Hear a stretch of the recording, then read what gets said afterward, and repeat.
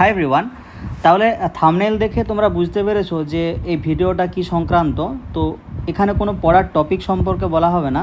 তোমাদের যে লাস্ট 2 মাস আছে, তো সেখানে কি স্ট্র্যাটেজি ফলো করলে মোটামুটি ম্যাক্সিমাম ফিডব্যাক বা আউটপুট পাওয়া যাবে, সেই সম্পর্কে কিছু কথা বলবো। আচ্ছা, তাহলে এখনও পর্যন্ত তোমাদের যতটা সিলেবাস হয়েছে, এবার তার মধ্যেই তোমরা অনেকেই অনেক কিছু সমস্যা ফেস করছো। সো ফেস করাটাই স্বাভাবিক, কারণ এখানে তুমি যদি স্ট্র্যাটেজি না মেনে পড়াশুনো করো বা নিজের মতো করে এগিয়ে যাও, সেই ক্ষেত্রে অনেক রকম প্রবলেম আসাটা স্বাভাবিক। ঠিক আছে, কারণ তোমরা 11 থেকে 12-এ উঠেছো একটা সাডেন সিলেবাসের জাম্প, যেটার সাথে তোমরা একবারেই হেবিচুয়েটেড থাকো নি, ওই জন্যই এই সমস্যাগুলো দেখা দেয়। তো প্রথম থেকেই তোমাদের অনেক কথা বলছি, কিন্তু ম্যাক্সিমাম জন সব কথাগুলো ফলো করতে পারোনি, তার জন্য এখন অনেক সমস্যা হচ্ছে। বাট সেই সব ভেবে লাভ নেই। যতটা সময় আছে সেই সময়ের মধ্যেই কীভাবে সব কিছু রিকভার করা যায়, সেটাই আমাদের মেন ফোকাস থাকবে এই লাস্ট কয়েকটা দিনে। ঠিক আছে, তাহলে এইখান থেকে সারভাইভ করার বা ম্যাক্সিমাম আউটপুট পাওয়ার মেন যেটা করণীয়, সেটা হচ্ছে চ্যাপ্টার ওয়াইজ রিভিশন।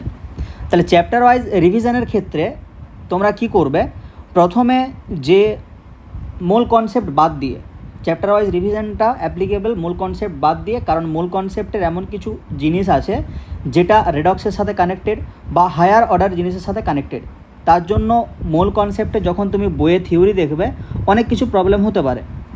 তো ওখানে ওই রেডক্সের সাথে যেগুলো কানেক্টেড হয়ে আছে সেগুলো রেডক্সের সময় পড়বে, আর যেগুলো কানেক্টেড হয়ে আছে সেটা তোমাদের কম্পিটিটিভের জন্য যদি কেউ চাও, অবভিয়াসলি আমি পড়িয়ে দেবো। যেমন গ্যাস মিতি জিনিসটা, তো ওটা তোমাদের একদম কম্পিটিটিভের জিনিস। ঠিক আছে, তাহলে প্রথমে আমি অ্যাটমিক স্ট্রাকচার থেকেই বলছি। তাহলে যখন তুমি পড়বে, তখন তোমার প্রথম ফোকাস থাকবে নোটবুকে।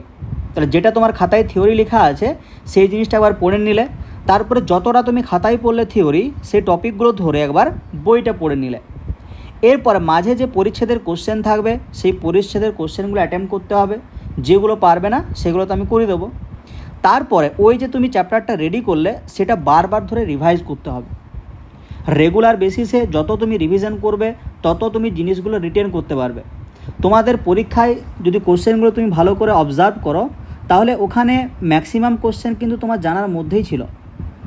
কিছু কিছু কোশ্চেন, এবার কোশ্চেন একটা স্ট্যান্ডার্ডিটি মেনটেন করার জন্য কিছু কিছু কোশ্চেন একটু আপার লেভেলে দেওয়া উচিত, যাতে তোমাদের একদমই হালকা জিনিসটা ফিল না হয়। নাহলে তুমি যদি ভাবো যে কিছুই নেই সায়েন্সে, এটা বেকার জিনিস, সেটা হলেও সমস্যা। তাহলে সায়েন্স অনেক কিছুই আছে, জিনিসটা ফিল করার জন্য কিছু ভালো কোশ্চেন করতে হয়। তাহলে ওখানে 20টা কোশ্চেনের মধ্যে তুমি 13-14টা কোশ্চেন একদম স্ট্রেট ফরওয়ার্ডে দেখবে ছিলে, যেটা হয় তোমার লেখানো আছে বা লেখানো আছে একটু চেঞ্জ করে দেওয়া আছে। তাহলে ওই 13 বা 14টা কোশ্চেন তুমি যদি ঠিকঠাক করেও ঠিক করতে, তাহলে কিন্তু পরীক্ষাগুলো ভালো হতো। বোঝাতে পারছি? তাহলে সেখানটার জন্য কিন্তু তোমার বেসিক পড়াশোনাটা থাকলেই হয়। এবার বেসিক পড়াশোনাটাও কিন্তু আমরা ঠিকঠাক করে রেগুলারিটি মেনটেন করে করতে পারছি না, এটা হচ্ছে সবচেয়ে বড় সমস্যা। বুঝলে? তাহলে যে চ্যাপ্টারটা তুমি রেডি করলে, ওই খাতার থিওরি পড়ে, তারপরে বইটা একটু পড়ে, পরিচ্ছেদের কোশ্চেন করে, আর যে চ্যাপ্টারগুলো হয়ে যাচ্ছে সেগুলো বারবার রিভাইজ করতে হবে, নাহলে তুমি জিনিসগুলো আবার ভুলে যাবে। তারপরে যে টেস্ট দিচ্ছ, যে কোশ্চেনগুলো তুমি টেস্টের পারবে না, সেগুলো একটু অ্যানালিসিস করতে হবে, প্রয়োজন হলে লিখে রাখতে হবে। হলো? এরপরে কনভেনশনাল কোশ্চেনগুলো একদম চ্যাপ্টার শেষে আমি যেরকমভাবে গ্রুপে বলে দিই যে এতটা করবে, সেরকম করবে। যেগুলো অ্যান্সার পারবে না সেগুলো তো আমি গ্রুপে দিয়েই দিই। তাহলে এই ফার্স্ট 5টা ফেজ কিন্তু খুব ইম্পর্ট্যান্ট। হলো? এরপরে চ্যাপ্টার ওয়াইজ রিভিশনের ক্ষেত্রে তোমাদের যে নিউমেরিক্যালের 2টো চ্যাপ্টার আছে, একটা হচ্ছে মোল কনসেপ্ট, আর একটা হচ্ছে অ্যাটমিক স্ট্রাকচার। এখানে নিউমেরিক্যাল আছে। তো এখানে নিউমেরিক্যালগুলোর জন্য অনেকেই বলছিলেন নিউমেরিক্যালের সমস্যা হচ্ছে, তাহলে নিউমেরিক্যালের জন্য আমি একটা আলাদা সিরিজ বলেছি করে দেবো। তো ওখানে মোটামুটি 3-4টা ক্লাস হয়ে গেলে এখানে যত রকম নিউমেরিক্যাল আছে সবগুলো করা হয়ে যাবে। তাহলে নিউমেরিক্যাল রিলেটেড কোনো প্রবলেম কিন্তু থাকবে না। এবার থিওরিটিক্যাল রিলেটেড যদি কোনো প্রবলেম থাকে, তো তোমরা লাইভ ক্লাসে বা অফলাইনে টিউশনে জিজ্ঞেস করতে পারো। বোঝাতে পারলাম? তাহলে ফার্স্টে এই 2টো চ্যাপ্টার কভার করতে হবে। প্রথমে মূল কনসেপ্ট কভার করতে হবে, তারপর অ্যাটমিক স্ট্রাকচার কভার করতে হবে। এরপরে আছে তোমার পিরিয়ডিক টেবিল, সেখানে তো নিউমেরিক্যালের কোনো গল্প নেই। তারপরে আছে তোমার কেমিক্যাল বন্ডিং, এখানেও কোনো নিউমেরিক্যালের গল্প নেই। এরপরে যে বাকি 2টো পড়ে থাকছে, তোমাদের এখনও হয়নি, একটা হচ্ছে সলিড স্টেট, এখানে নিউমেরিক্যালগুলো সহজ, আর হচ্ছে গ্যাস এখানেও নিউমেরিক্যালগুলো সহজ। ঠিক আছে, তো নিউমেরিক্যালের জন্য আলাদা করে আমি নিউমেরিক্যাল কিছু ভালো ভালো করিয়ে দেবো, সেটার জন্য প্রবলেমেটিক কিছু হবে না, হয়েছে। আর ব্যাকগ্রাউন্ডে যেটা চলবে সেটা হচ্ছে তোমার পি ব্লক আর এস ব্লক। তো এই পি ব্লক এস ব্লক ব্যাকগ্রাউন্ডে স্লোলি পড়ানোর কারণ হচ্ছে এটাই যে ওখানে 1.5 ঘন্টা ধরে তোমাকে যদি এই থিওরিগুলো বলা হয় তুমি নিতে পারবে না, আর কোনো রিজন নেই। তাহলে এটা বেস্ট উপায় হচ্ছে তুমি ব্যাকগ্রাউন্ডে আস্তে আস্তে এগুলো পড়ে যাও, একদিন ছাড়া ছাড়া মোটামুটি একটা 20 মিনিটের ভিডিও তোমার দেখতেও কোনো সমস্যা হবে না। আর পিরিয়ডিক টেবিল, কেমিক্যাল বন্ডিং বুঝে গেলে এই ব্লক কেমিস্ট্রি বুঝতেও কোনো রকম প্রবলেম হবে না। ঠিক আছে, এরপরে চ্যাপ্টার ওয়াইজ রিভিশনের ক্ষেত্রে আমি তোমাদের প্রতিদিন একটা পড়া দিয়ে রাখবো। আচ্ছা, ওই জিনিসটা তখনই শুরু হবে যখন এই মোল কনসেপ্ট, অ্যাটমিক স্ট্রাকচারের নিউমেরিক্যালগুলো মোটামুটি হয়ে যাবে। ঠিক আছে, ওগুলো তো আমি লাইভ ক্লাসে করিয়ে দিচ্ছি। তারপরে চ্যাপ্টার ওয়াইজ রিভিশনের ক্ষেত্রে আমি প্রতি সপ্তাহে থিওরি পড়ানোর পর যার যা ডাউট থাকবে সেই ডাউটগুলো ক্লিয়ার করব। তার সাথে কোনো একটা চ্যাপ্টারের পড়া দেওয়া থাকবে, সেই পড়াটা আমি ধরাবো। হয়েছে, এইটা হচ্ছে শিডিউল থাকবে নেক্সট 2 মাস, বোঝাতে পারলাম। এরপরে যখন সেকেন্ড সেমের টপিকগুলো শুরু হবে সেইগুলো জাস্ট একটু যেদিন পড়াবো সেদিন পড়ে রাখবে, ওখানে ডেপথে অত যাওয়ার দরকার নেই। যখন সেকেন্ড সেম হবে তখন একটু ডেপথে যাওয়া যাবে, আর পরীক্ষাও নেওয়া যাবে। সেকেন্ড সেমে শুধুমাত্র থিওরি পড়ানো হবে, কোনো পরীক্ষা ইত্যাদি কিছু এখন নেওয়া হবে না।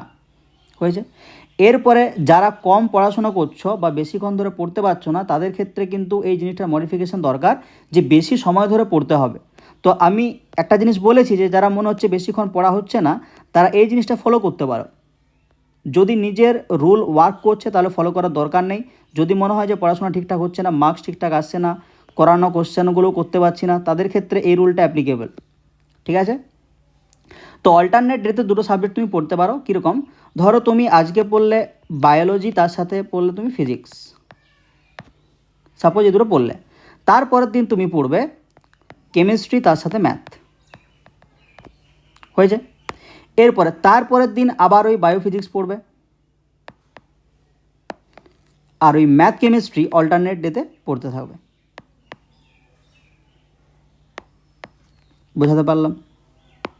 এরপর তোমার পড়ার ডিউরেশন হবে এই দুটো সাবজেক্ট মিলে মিনিমাম 3 ঘন্টা প্লাস 3 ঘন্টা মিনিমাম, যদি তোমার অনেক বেশি টিউশন থাকে। যদি টিউশন খুব বেশি না থাকে তাহলে মিনিমাম এই টাইমটা হওয়া উচিত 4 ঘন্টা প্লাস 4 ঘন্টা। এবার কোন চ্যাপ্টার পড়ছো সেটার উপর ডিপেন্ড করছে যে তোমার কোন পোর্শনটায় কত টাইম দেবে। যদি এমন কিছু চ্যাপ্টার পড়ছো যেখানে নিউমেরিক্যাল বেসিস কোশ্চেন বেশি আছে, আমি কেমিস্ট্রির ক্ষেত্রে বলছি, তো তোমার এখানে 2.5 আওয়ার তোমার থিওরিটিতে দিতে হবে সময়, তার সাথে 1.5 আওয়ার নিউমেরিক্যালসে আর এমসিকিউতে দিতে হবে। বোঝাতে পারলাম? তুমি যতক্ষণ না বেশিক্ষণ ধরে পড়ছো তোমার টপিকের উপর ডেপথ জন্মাবে না, আর যতক্ষণ না পর্যন্ত বেশি করে কোশ্চেন প্র্যাকটিস করছো টপিকের ডেপথ তোমার হবে না। ঠিক আছে, আর এই কনভেনশনাল কোশ্চেনগুলো আগেই বললাম যদি সময় থাকে তো করবে, না হয় অগাস্ট মাসে যখন সিলেবাস প্রায় শেষ হয়ে যাবে তখন করানো যাবে। ঠিক আছে, তো এইভাবে স্ট্র্যাটেজি মেনে পড়ো, ভালো রেজাল্ট আসবে। যদি না মেনে চলো তাহলে কিন্তু সমস্যা হয়ে যাবে। এখন যেটা হচ্ছে ওই সমস্যাটা কিন্তু কাটবে না, বুঝতে পারছো? আর মেন ফোকাস থাকবে কিন্তু এই সায়েন্সের কোডটাই, 4টা সাবজেক্টে মেন ফোকাস থাকবে। বোঝাতে পারছি? কারণ দেখতেই পাচ্ছ যে কত টপিক আছে আর কত ডেপথ দরকার।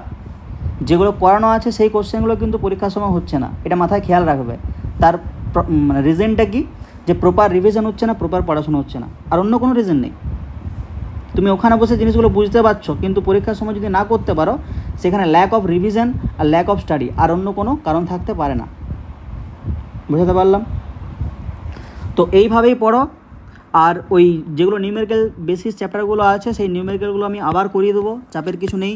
যদি থিওরিটিক্যাল কোনো ইস্যু থেকে থাকে ক্লাসের শেষে বলবে, আবার বলে দেবো, নো প্রবলেম। কিন্তু বেশিক্ষণ ধরে পড়তে হবে, বারবার রিভাইজ করতে হবে, বারবার রিভাইজ।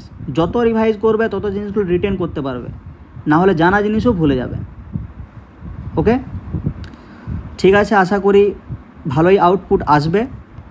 তো best of luck, thank you.